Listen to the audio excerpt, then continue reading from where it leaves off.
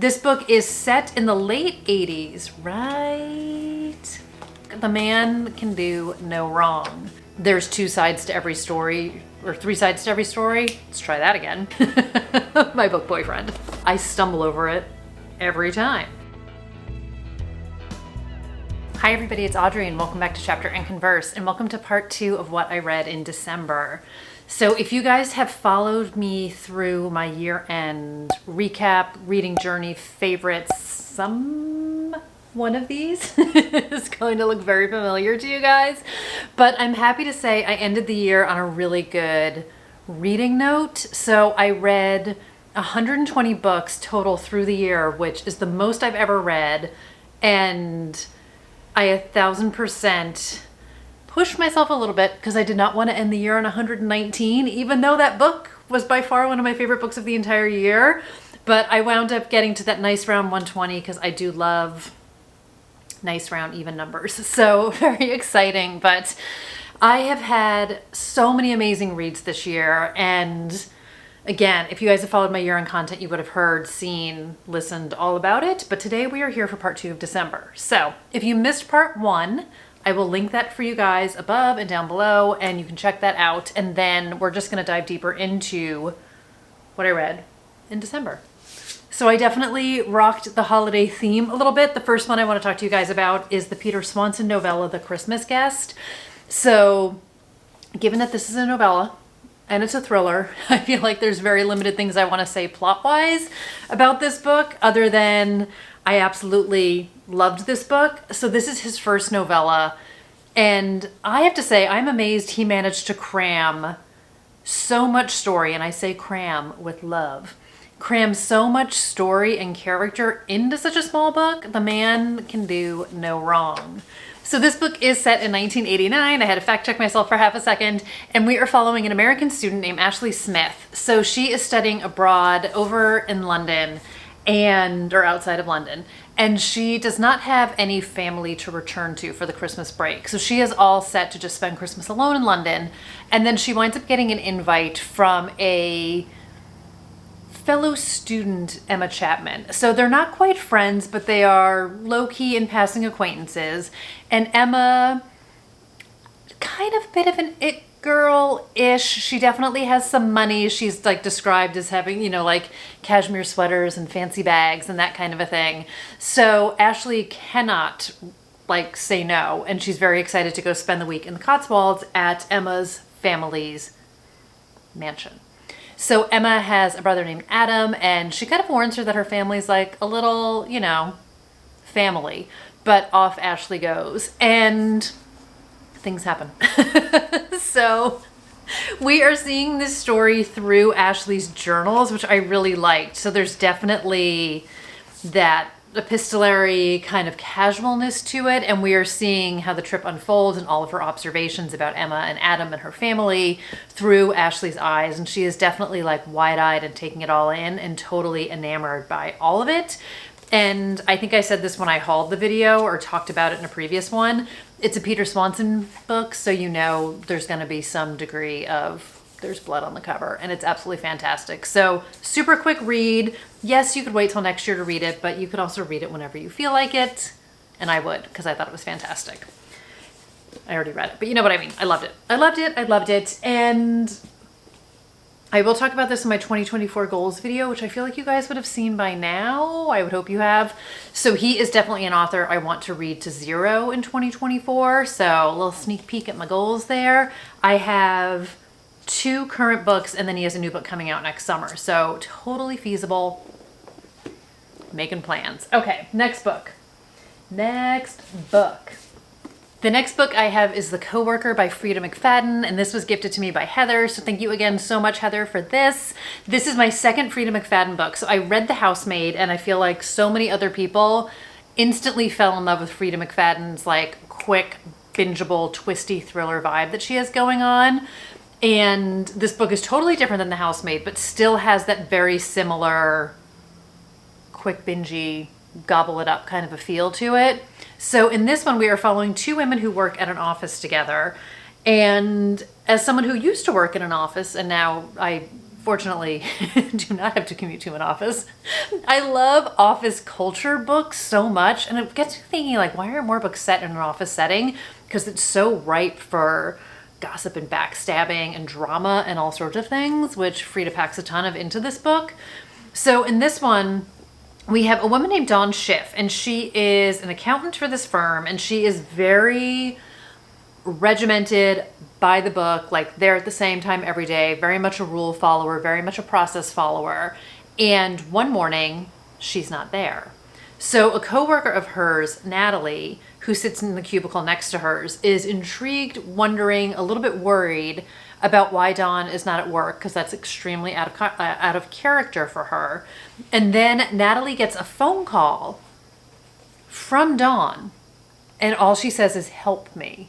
So Natalie winds up going to Dawn's house to try and find out what happened, and it unfolds from there. And she winds up sort of accidentally inserting herself into Dawn's mysterious disappearance, and Natalie starts to kind of amateur investigate what's going on here. So we get to see things again kind of through, similar but different to Peter Swanson.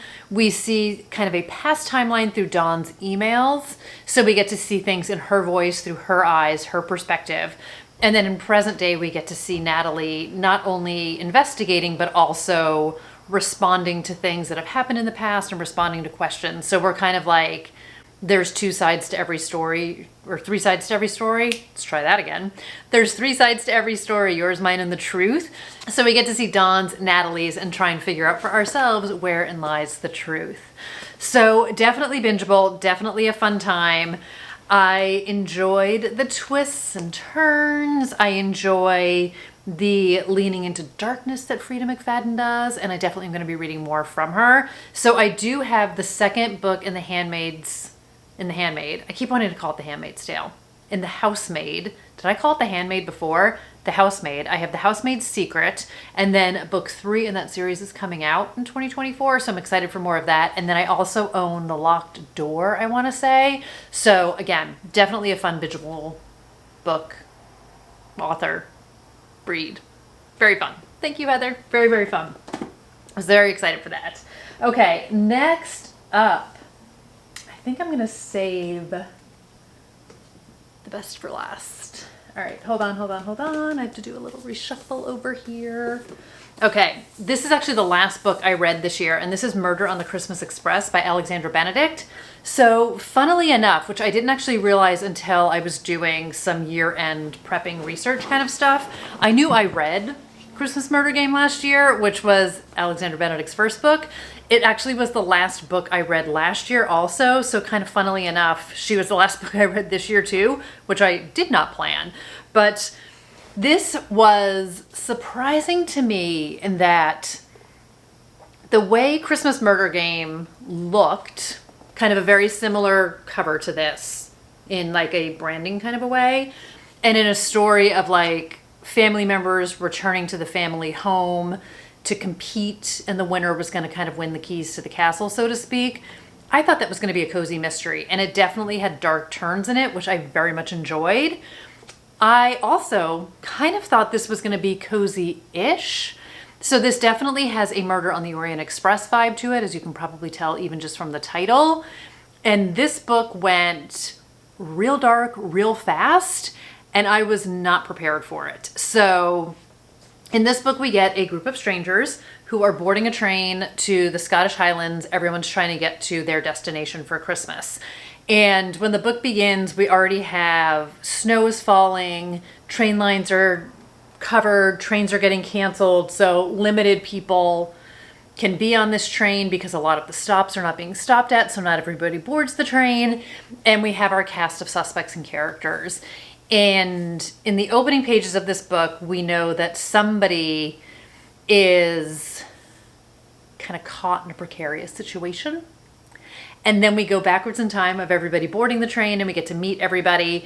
And then we lead up to the precarious situation and then the aftermath of it. So very much like in Murder on the Orient Express, we have the heavy snow, we have them getting stuck and then being isolated on the train with just the handful of people who work on the train and everybody who's on it, so everybody is a suspect kind of a situation. So our main character is this woman named Roz, who is a former police officer. She is retired. She is trying to get to see her daughter. And she, of course, takes on the investigator role. So I am not somebody who needs trigger warnings. I'm pretty low-key, can go into it. If they're there, I'll usually check them out just out of curiosity. But I can go into basically any book blind and be fine. This is a book that has a lot of triggers in it, and I was not prepared for them.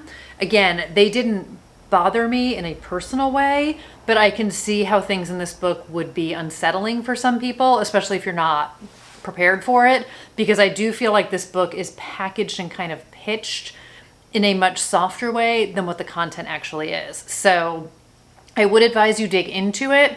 I have listed some trigger warnings in my Goodreads review, so you can check that out there, blinded for spoilers. I know some people also feel like trigger warnings can be spoilers for the book, and I totally understand that, so I'm trying to respect that by not talking about it here, but you can check out on my Goodreads. They are listed there. So all that aside, I enjoyed the core mystery of it and the investigation. I felt like it took a little bit to kind of get us to the point. There's a lot of characters to meet. So one thing I very much appreciated in this book, and I know I flashed it quickly when I hauled it, but you get the layout of everybody's train car location. So it was helpful to like remind myself of who was paired with who was sleeping where, so to speak. But there's a lot of couples, there's some families, there's friends. It's a lot of names. So that proved very helpful for me to kind of keep everybody straight. And I enjoyed like the everybody is a suspect vibe to it, and trying to puzzle apart what actually happened in this book. So there are definitely some interesting characters in this. We get an influencer vibe, which I know is kind of appearing more and more in different books, and influencer culture. And then we just sort of have people of all ages. So you get like a diversity in people's backgrounds, in people's ages. That's a terrible description. I'm thinking of all these things and I'm like, oh, I don't want to say it. I don't want to say it. So I definitely enjoy her writing. There are some good lines in this. I was definitely trying to puzzle some stuff out. She does pepper her book with kind of puzzles on top of puzzles. So in this one, if you're up for it, there are anagrams that you're trying to track down in the book. There are Kate Bush songs that she challenges you to try and find in the book. I did not go into it trying to puzzle stuff apart the same way I tried to puzzle Christmas Murder Game, but I still had a good time with it. So, and I mean, the covers are stunning. And I do have the Jigsaw Murders, or the Jigsaw Puzzle, which came out in the UK this year, which is her next Christmas book that's going to come out in the US, I think, in 2024. So I will continue to read her books, but just a little bit of caution going in. Okay, the next book I want to talk about, and these are kind of like tied for favorites, but I have The Idea of You by Robin Lee. I am obsessed with this book. So I bought this book a couple of years ago. This book came out in 2017. During the pandemic, for whatever reason, because things just happened then, this book kind of had like a second coming. And I, for one, heard about it through Taylor Jenkins Reid recommending it, and quickly snatched it up and quickly popped it on my shelf. So again, I make no excuses for choices that are made, but I fully subscribe to the fact that books find you when they're supposed to. So I was actually trying to finish my Booktober bingo square, which, let's just pause for a minute, and cha-ching, I managed to do a blackout. So I wanted to be able to read 25 different books. I actually have 26 on here because I did 2 nonfictions. And I was struggling with one of my final squares, which was a book being made into a show or a movie, which in my head seemed like a real easy one. And I toyed with like an easy way out of an Agatha Christie book, but I had already read Halloween Party. I don't really feel like I had read that before bingo started. Anyway, so I was scrolling through Instagram and I saw that a like very quick second trailer had come out for this, which is coming out on Amazon Prime in 2024. And all of a sudden I was like, oh my God, I totally have that book, and maybe some light romance would be good right about now. So I did this on audiobook, and Robin Lee herself reads it. I would highly recommend the audiobook of this. I did kind of read along, and I tabbed a whole bunch of pages here. So while I was home, I had the book by my side. I need to go back and kind of, and by tabbing I mean dog earing, I need to go dog ear the front part of this book. But she herself is an actor, she's a producer, she is a writer, but she reads this so perfectly. So why don't I tell you what the book is actually about? The tagline on this is, what if your teenager's fantasy was your reality? So in this book, we are meeting Selene Marchand, who is 39 years old. She is a divorced mother of a 12-year-old girl, and her ex-husband in a charity event bid on tickets to see this boy band called August Moon, who is 1,000% One Direction. And he is supposed to take her and all of her friends in Vegas, and backstage passes and the whole kit and caboodle. And he winds up not being able to go. So Selene winds up having to take all of the girls, and she is not jazzed about this at all. So they wind up going to like a pre-event. They get to meet the band, get their pictures taken with them, and she meets one of the 5 British boys in this band named Hayes, who is also kind of sort of based on Harry Styles, but it's like Harry Styles plus Prince Harry, plus like Robin Lee's exes, and like a little bit kind of woven in. But I challenge you to not think about Harry Styles when you're reading this. So he is 20 and he is instantly smitten with her. And when the book opens, they invite them to kind of an after event, and flirtation ensues and nothing happens. But there's definitely a chemistry and connection there. But she is also like, dude, you're 20. But then he tracks her down in LA and they begin to have a relationship. So much of this book is delicious candy. The door is open, my friends. If you are not in it for the descriptive romance scenes, this book is not for you, because we are in it with them. And I also feel like so much of the audiobook lent such sensuality to him. So Hayes is British. She's got the British accent going on. Selene is from French descent, so we get to hear her speaking multiple languages. We get to hear just such beautiful narration to this and such emotion to it. And it's interesting because, of course, I like hopped online afterwards and read a few things about it, and I have not even begun to finish my deep dive that I'm going on with this book.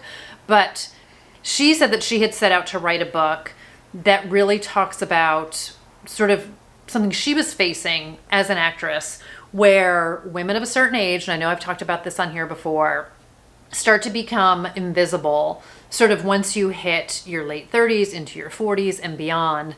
And she wanted to write a book about the invisibility of women and this woman reclaiming her power, her sensuality, her sexuality, having come out of this divorce, and sort of in a like how Stella got her groove back kind of a story, and pairing her with this 20-year-old dreamboat that her daughter and like every other teenage girl in the entire world is absolutely obsessed with.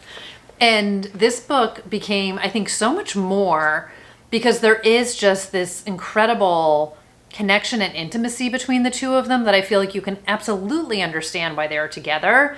And it's this very whirlwind romance where they are meeting up, not just in LA where she lives, but in the south of France and in Japan and in New York and in Miami, and like they're just all over the place. And he's touring, and she is the owner of an art gallery, so she is kind of all out and about as well. And I think it's such an interesting look at celebrity culture, at the obsession with celebrities, but at the core of it, it really is about this woman who is kind of discovering and rediscovering herself. And I found I hate to use the word commentary because that's not really the word I want to use, but I'm struggling to think of another word. But the commentary, for lack of a better word, about getting older as a woman and how you're viewed in the world and how you are no longer viewed in the world.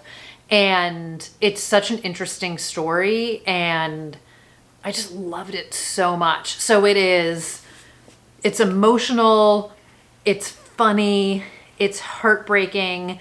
There's so many layers, obviously, with her and her daughter, and then we get to see her as the successful woman and contending with that, and then him and his celebrity. It's just, there's so much into this book. I'm not even kidding when I'm just like, I want to read it again. Like, I just finished reading this book and I want to read it all over again. So I can't recommend it enough. It's so good. I'm really excited, but cautiously excited about the adaptation that's coming out, because I have these characters so ingrained in my head that I kind of don't want anything to mess with it, but I also am not going to be able to resist watching it when it comes out. So I would highly recommend it. And I was I was reading something else where people were asking about a sequel, and she said that she had like no intentions of doing it, but she's also still drawn to these characters. So I don't know if we're going to get like an in the future with them or what we're going to see, but it's really, really so incredibly good. I loved it so much. So much. And the last book I have to talk about is The Fury by Alex Michaelides. So this is a 2024 release. I have the arc of it, which was sent to me by Celadon, which I was so freaking excited about. This is one of my most anticipated books. I talked about this in another video. I pre-ordered this in the UK, which comes out in February. So I'm even more jazzed. It comes out in January in the US, but like, I was fine waiting till February to read it, but then when this came, I was like, oh my God, I have to read this immediately. So I did not put this on any of my best of lists for 2023 because I feel weird naming a 2024 book as a favorite of 2023, but I'm gonna find a way to asterisk it and probably put it on my list for next year. But if dog ears are any indication, you guys know me. I loved it. I loved it so much. So I read this over Christmas, read it pretty quickly, and got very easily lost in this story. So again, another thriller. I kind of want to like not say much about it. So if you have read The Silent Patient and or The Maidens, I think you will have a good sense of the writing and the pacing of this book, because I feel like it's very true to him as an author. And in this book, we are getting a bit of a Hollywood angle to it. So it is very much breaking the fourth wall. So kind of in a everyone in my family has killed someone vibe by Benjamin Stevenson, we have our main character Elliot talking to us as the reader, and he is talking to us in retrospect. So there was a group of friends who went to an island off of Greece, like near Mykonos, another small island, and they went there for Easter. And we know out of the gate that there was a murder, that stories were told, and that what you're hearing is not the whole truth. So he is revisiting what happened on the island years later, and we are seeing him with that 2020 hindsight of what happened and also telling the story. But we do get those moments of he's like, so here's the part where you're expecting this, or like, you're going to want to buckle up because I'm about to say something here. So I loved Everyone in My Family is Going to Kill Someone. Also in kind of similar but different, like a Joe Goldberg vibe where he is talking at you. And I enjoy that. When done well, I think it's fantastic. And I think it was really done well in this book. And again, kind of like with The Coworker, you know, like there's multiple sides to every story and wherein lies the truth. So he's telling us out of the gate, like, you've heard all about this, but I'm going to tell you what actually happened. So we have an EX. Every time I've tried to say the back of this book in every video, I stumble over it every time. So we have a reclusive ex-movie star named Lana Farrar, and she's one of the most famous women in the world, but she's been kind of reclusive lately. As it says, she's a reclusive ex-movie star. So she is married to her new husband. She's not really acting anymore. She has a 19-year-old son named Leo, and she is just desperate to get out of London. It's rainy, it's gross. She wants to go to Greece, and she invites some of her closest friends. So her best friend Kate, who is also an actress, and then Elliot, who is a playwright. And we get to see the connections of how all of these people met. We get to see the dynamics between them, and we get to see how this weekend unfolds. And I thought it was very smart. I thought it was very clever. I very much thought I knew what was going on. And I was like kind of talking about it over Christmas, where I was like, I think this is what's happening in the book that I'm reading. And I was spectacularly wrong in several ways, but I had like one nugget right, but everything around my nugget was absolutely wrong. So I take zero credit for figuring anything out in this, but I was definitely trying to puzzle this book. And I am very excited to listen to interviews with him. So I want to hear him talk about this, and I would love to hear him talk spoilery about this, just in terms of like how he wrote it and how he wove together everything happening in this book. So I thought it was absolutely fantastic. I'm such a huge fan of his. You guys have heard me talk about him before.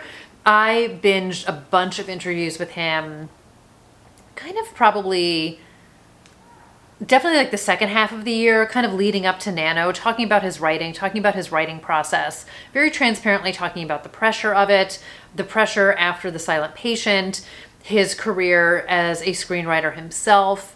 And it's just really, I find, fascinating. And then he also has an obsessive love and appreciation for Agatha Christie, which I also find tremendously interesting.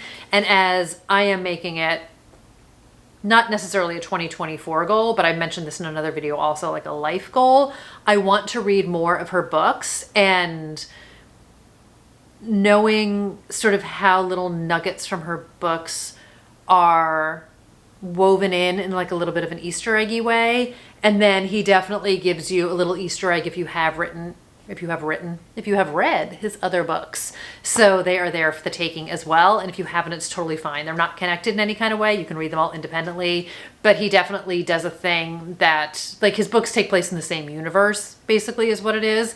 And I just love that. I love when authors make those connections and do those things for their readers. So, and maybe he just does it for himself and it's not for me, but I like to pretend that he's doing it for me. So anyway, my book boyfriend. But I thought it was fantastic. So if this is not already on your 2024 most anticipated or TBR or whatever you call your list of books that you guys want to read, I would highly recommend it. And by the time you see this video, it's going to be such old news. But I did see that this is going to be a book of the month selection. So also a great way to pick it up. Not sponsored, just advising, because I did see that come across. And I think that's pretty cool. So good for him and good for us that there's more ways to get your hands on this book. And I really, really enjoyed it. So I just love people trapped on an island with really bad things happening. I really, really do. I really, really do. It's one of my favorite tropes. You guys know that. And there you go. That's everything I read. That's the end of 2023. I almost said 2022. I am not going to get this year right for months. I can feel it happening. But I'm very excited about how my year ended. I feel really good about it. I am bursting with what is coming out in 2024. So stay tuned here. I'm also really, really, really trying to read some backlist books. I have some arcs that I am committed to reading. It's already a lot, and I'm trying not to overwhelm myself. And that is a conversation to be had in my goals video, which again, you guys should have seen by now. So if you haven't, I will link that for you guys also. And if you have, thanks for watching. And if you're still here, thanks for watching. So thank you guys so much for supporting me through the past year. So many of you have been here from the very beginning, which is absolutely incredible. So whether you are new or a longtime viewer, I'm so, so grateful. And I'm so excited to share my love of books with you guys and to hear about your love of books also. And I'm just excited for what's to come. So great way to put in like a bow on the end of 2023. And here we go for all good things to come. So keep watching. Please come back. Thank you guys so much. And I hope everyone's doing absolutely fantastic and had a great end of the year. Let me know if you want to let me know like your favorite book of the year, although I feel like that's better suited in a different video. So maybe you've already done that in my best of.